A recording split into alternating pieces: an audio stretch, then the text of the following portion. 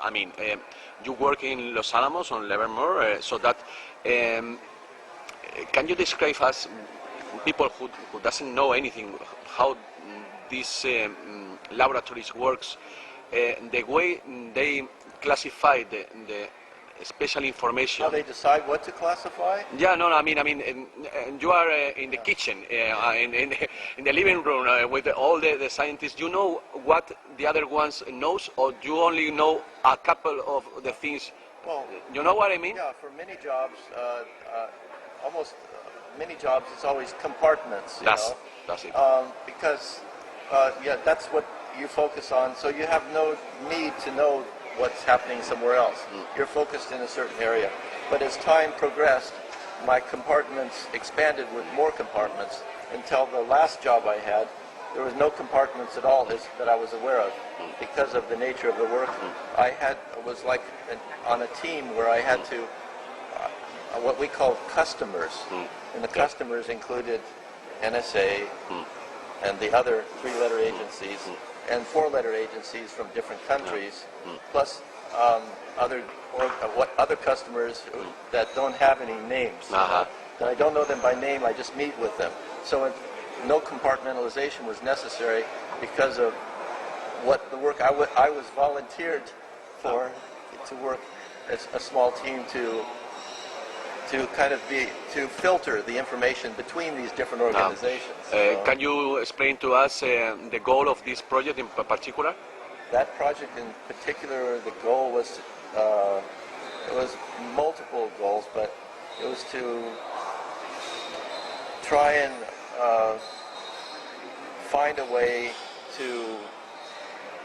for these different groups to communicate and yet respect their privacy, what they don't want between each other, because they don't want to openly share information between each other completely, but to find a way, a mechanism for them to be able to communicate what they want to communicate. Something in a like safe manner. A secure intranet, something like that, or But that too, yes, yeah. But with a filtering. Filtering. Yeah. So that means that I had to have access to all of their information. So that just happened, you know. So as long as you know about telecommunications, can you tell us if everybody's worried about the Big Brother? These people knows everything about us? Well, you can't hide anything. Yes. Right now we're having the interview. I'm pretty certain that everything is very well documented.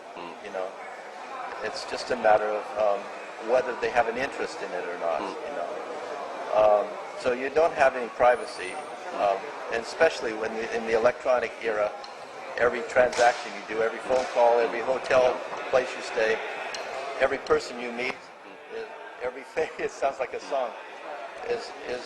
They'll be watching you. Yeah. But it's nothing to fear, you know.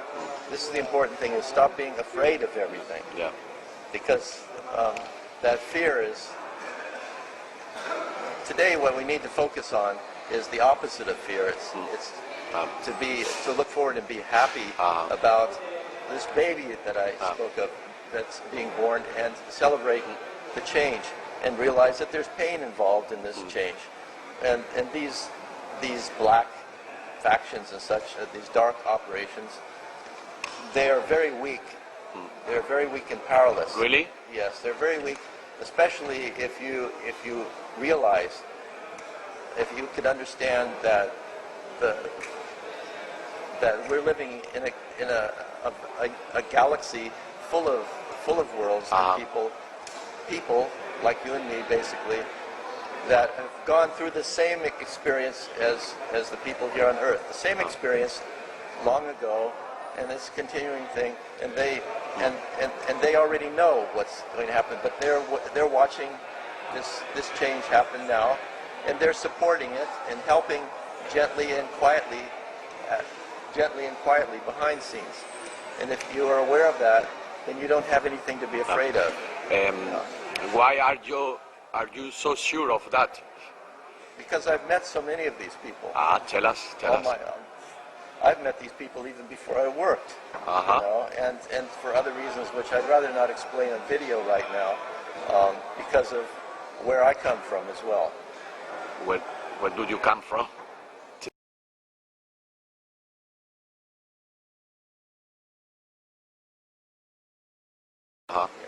But can you tell us if the first contact is close, as they say a lot of people? The first contact with this. The first contact, I think, that's planned is not a real contact. The plan is a fictitious threat. But this fictitious threat, if you see UFOs and they're mechanical or such, the highest probability is that, especially if they look like a threat or an enemy, just realize that's only temporary, and they're not from another place, another planet. They are created enemy as part of the government operations. So you confirm the secret government has these tools, they have the technology and tools.